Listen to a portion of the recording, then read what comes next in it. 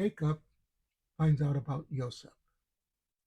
Joseph sends a special message to Jacob that he is alive and well.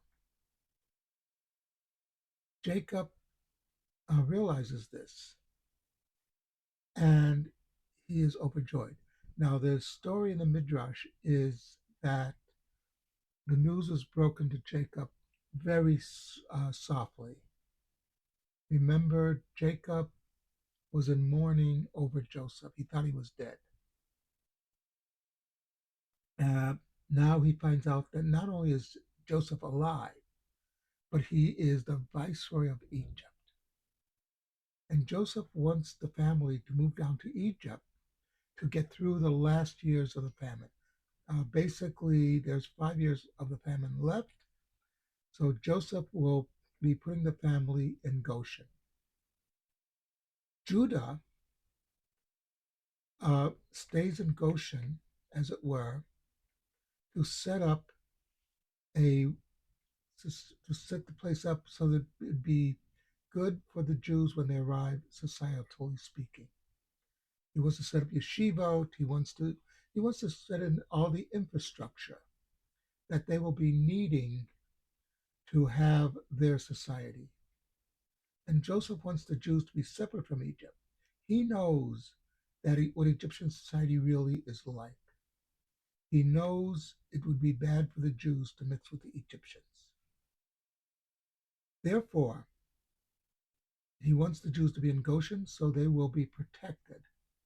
Much like in today's world, in the diaspora, Jews navigate towards their own neighborhoods where they have the infrastructure set up uh, while not uh, being involved with a lot of the infrastructure of a non-Jewish society.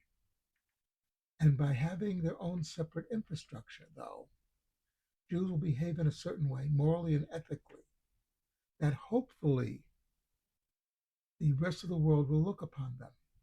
And we see this in Israel, with all the news coming out of Israel. And we have the anti-Semites accusing Israel of all sorts of crimes.